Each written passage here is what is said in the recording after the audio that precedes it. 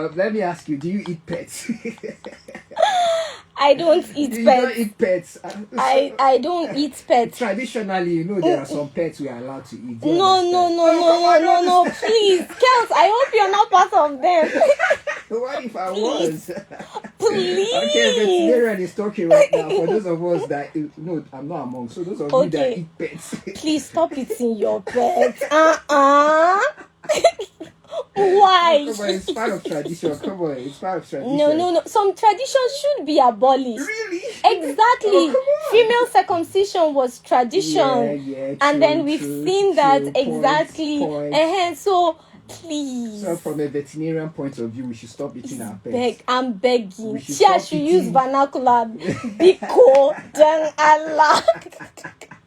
So we should stop eating dog meat. Mona, stop we should stop eating dog meat. Please. You guys call it. There's even something they call it. Fo.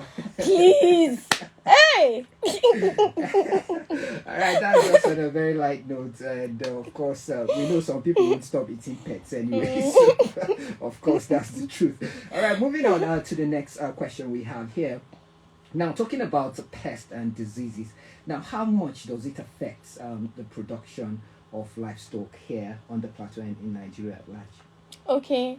Well, I won't lie to you. Honestly, it has a very huge impact. I've been privileged to work.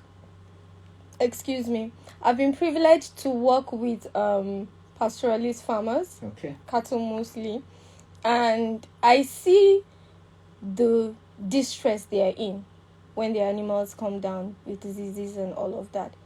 It's quite expensive. You know when they tell you prevention is better than cure, right? Yes. It's in livestock farming. You should take that added very seriously. It shouldn't be something to be gambled with, because they are investments. Livestock, Absolutely. exactly. No livestock doubt. is huge investment. So if you're going to invest in livestock, I would say be very deliberate about the healthcare of your livestock. I've seen how we've had incidents some years back of AI wiping people's farms, avian influenza. True. Do you understand? True. So I see it. I have colleagues that are mainly in the poultry sector and all. In fact, a mutual friend of ours lost her mom lost some birds some time ago. I think due to an outbreak of, she just told me recently, so I think I couldn't ascertain what it was because it had happened a few years ago. So she had lost her birds. They got wiped out due to a particular disease, and then she has had phobia since then to stock up on poultry. And you wouldn't blame her. Exactly. So she doesn't do the brooding anymore. She gets someone because it was at that point she lost them. So now she has this phobia. And then unfortunately for her, the last time she got someone to help her brood, the person more or less like scammed her. Wow.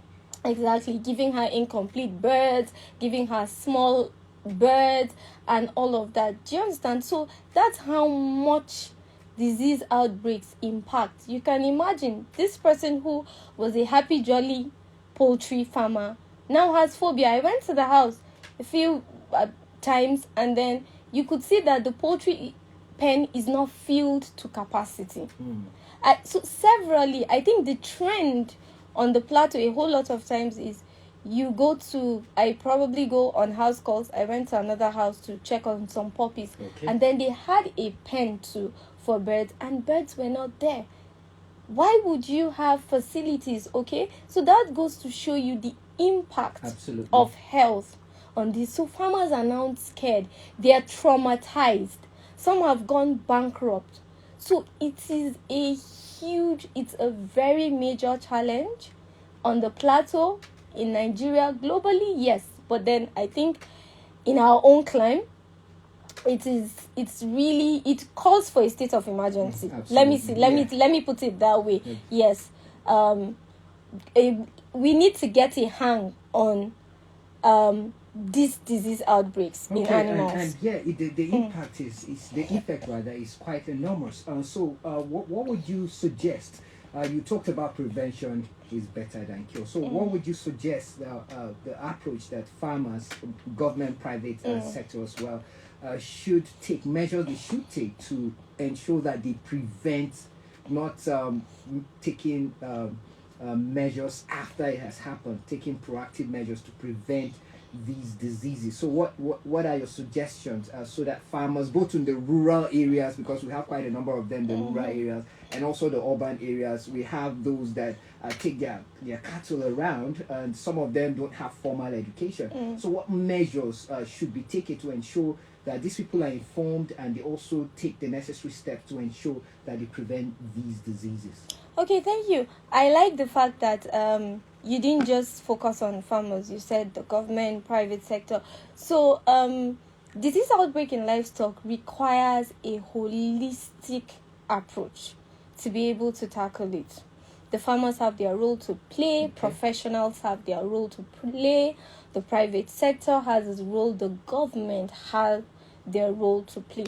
So let's start with truth. You can't control what every other person does, right? But Absolutely. at least you can control what you do. True. Okay, so let's start with the farmers. It is your investment first.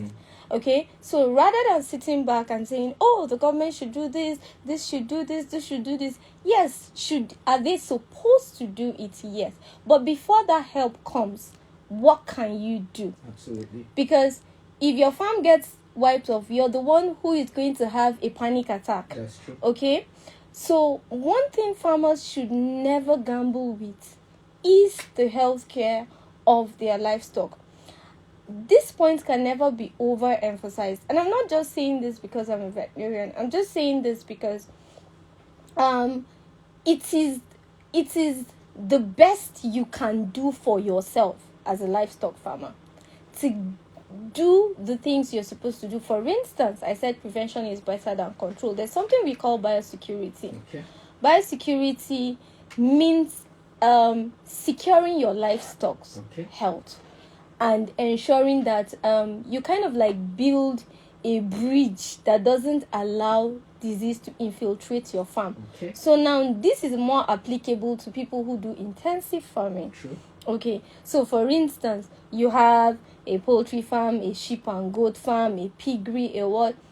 Not everyone should stroll into your farm and out of your farm. True. Exactly.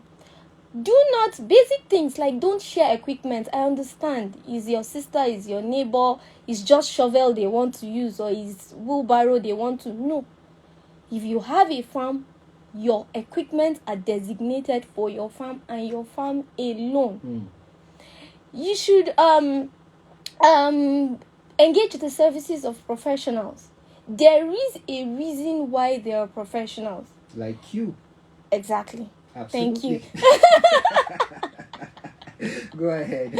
So I just tell people, they say, oh, because you're a vet, you want us to consult and you want to make money. Yes, of course, that is there. But then there is a reason why someone is a professional. Absolutely. It's just like when people want to build houses and then you think you neglect the architect and the building engineer and you just get one foreman somewhere and missing and put 2-3 years your house is cracking. Building collapse. Exactly. Or you have instances of your bathing and instead of the water flowing this way, down the slope, it's falling you're in the opposite. Exactly. In the pool of the water you're bathing with. Exactly. Yes, So there's a reason they didn't go to school for 5 years, 4-5 years, just to go and be looking at their lecturers and all. They were doing something in that process. So if you have professionals, you have veterinarians, you have para-veterinarians that are in that field, you would reach out to them. Even before, my recommendation is always seek professional advice before you venture into any livestock farming. At least those are part of the services we offer at Agrovet Embassy. So what do? You ensure strict biosecurity. You vaccinate your animals as at when due. People tell me, oh, I'm keeping local chickens now. It's local now. Nothing will happen to them. And then 2-3 days they come and meet me. Doctor, I had chicken. No, that's how she laid eggs. Takenkeshesu ama sumutu. What is and then she hatched. Okay. She hatched but then they died. Okay. Tomorrow they will come and say this. Tomorrow they will come. And I tell them, I say, you see the same system that works in your layer, your noila, your broiler. It's the same system. It's just like saying an African, an American, a Russian, and well, we all have the same. Do we have some genetic peculiarities? Yes. But by and large, we are more common than we are different. So do things like that. Do the preventive care. They are supposed to have routines. They are supposed to have their routine, dewormings. They are supposed to do. And all right, just hold that thought. Talking about important routines that should be consistent, as a matter of fact. So we're going to go back to that thought. But meanwhile, we'll just take a quick time out so we'll pay some bills. Of course, when we return, we will continue with our conversation. It is Money Wise right here on KT 103.9 FM, the voice of truth. Stay with us. Well done, Kate. Thank you, girl. I like you on my shoe. Thank you. You know, we like people that can talk. See Noku now, chop Noku. Thank you, Dix. Oh, Courage, you joined my live. Oh, thank you. Really, we cannot exhaust this stuff. Thanks, guys. Yes. Courage, are you not at work? This one that you are joining Public live. announcement. The Plateau State Internal Revenue Service, in collaboration with the Ministry of Transport, wish to inform the public that businesses that fall under special trade, Courage, such I see your as thumbs operators up. of Thank driving you. schools, motor vehicle vendors, transport companies, mechanic garages, When a spare commercial part dealers breaks, are we'll soon mandated by come the back. Plateau State Revenue Consolidation Clear also though. renew such businesses. Like when annually. we're The Ministry of discussing- Transport and Plateau State Internal Revenue Service shall commence an enumeration and registration exercise of such businesses in Beijing Machineries SP 50,000 Not really, naira but then and instead of 40,000 naira. it Category not naira having the and content out, 13,000 it is naira. there. Category C, It will smaller always be machineries there. SP 15,000 Yeah, naira and 10,000 naira. Transport companies 150,000 naira and 100,000 naira. Mechanic garages Category A, ultra modern mechanic workshop 150,000 naira and 100,000 naira. Category B, heavy duty vehicle plant 50,000 naira and 40,000 naira. Category C, light duty vehicles and service center 20,000 naira and 15,000 naira. Category D, smaller vehicles and plants. Category D, smaller vehicles and plant workshop 10,000 naira and 5,000 naira. All operators of such businesses are encouraged to comply with government to ensure a seamless exercise. Signed, Engineer Beatrice D. Davies, Director, Transport Operations, Ministry of Transport. You're listening to your number one urban lifestyle radio, KKT. Yep. Glad to know you're still here with us on Morning Wise right here on KT 103.9 FM, the voice of truth. And of course, we still have Dr. Daphne Peter Habila with us, and our conversation is still centered on challenges of livestock production and ways to maximize its potential. I'm already thinking of having another conversation like this because, like you said earlier, a portal would not even be enough to talk about this whole challenges completely. Mm-hmm. So I'm already thinking of maybe after the show we'll have a conversation. Sure, why not? Yeah, after the show we'll have a conversation to that effect. So before we went on that timer, you were talking about routines that farmers shouldn't take for granted. We are still talking about the farming for the private sector, government, and others. Go ahead. Okay. So yes, there are routines that if you do consult with your veterinarian, they will be able to tell you. Every type of animal have peculiar routines, okay, right, that you should stick to. So these things help you to mitigate and combat the effect of disease outbreaks. For instance, if there's a viral disease outbreak, okay, and you know that for viral diseases there's almost no cure, okay, so what we do is the palliative treatment to just try to alleviate the effect, okay, during that period. However, if you have not been up to date with your routines, okay, it now puts your livestock at a compromised state, okay? So if you've not been up to date with your routines, you've not been giving the mineral supplements and all of that, you've not been doing your dewormings, your vaccination, so their immune system is already weak. And at that time when the disease comes, it hits them harder. because already there are some underlying things True. that have been building up, okay? But then if you have all of that covered, if they get struck by something, their immune system is already equipped better to fight that infection, okay? So that's something that farmers should not take lightly, should stick to their routines. And please, I'm begging, we have a very huge challenge in Nigeria, but on the plateau it's really huge. We have a huge challenge of quackery. Okay. So there are a whole lot of people moving around and claiming to be veterinarians, and they are not veterinarians. Okay. So how do we distinguish now? Oh, okay. So that's something I do for free. Actually, I can help you do that. We have an application. There's a veterinary application Okay.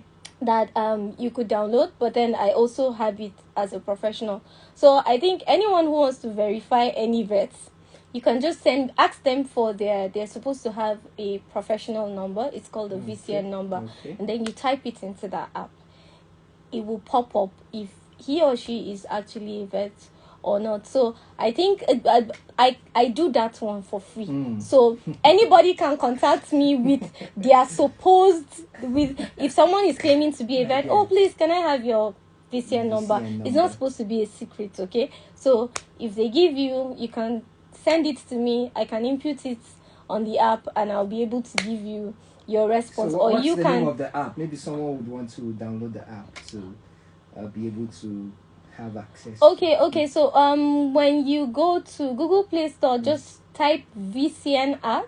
Okay, just VCN, yeah, Veterinary Council of Nigeria, VCN app, and then I really do not know if users can verify vets on that platform. Exactly. Okay. I think vets can verify vets. I'm not sure if users can. But then if they can, I will get that message across across to you. That's fine. Go on with your thoughts, yeah. Okay, so just like I said, what farmers should do, okay? Ensure that your bird's healthcare is in the best of hands. That's it, in the right hands, actually. What is the role that professionals play? All right, because we're pressed with time, so maybe you just quickly talk about all the what the government should do, private sector. We've talked so much on the farmers. We have limited time, so we could, all right, that's fine. So for the private sector, you have those in the livestock business, you have the professionals and all of that. What can they do to help mitigate all these challenges? You can decide to pick any of these challenges. I've mentioned infrastructure, I've mentioned health, I've mentioned breeding. You can decide you're into the transport system. You can decide to delve into, that's an untapped area. True. Tap into livestock transportation. Okay, that's something you can delve into to improve the profitability of rural farmers, most especially. For the government, I would say ensure that policies and regulations are being enforced. Very important. Exactly.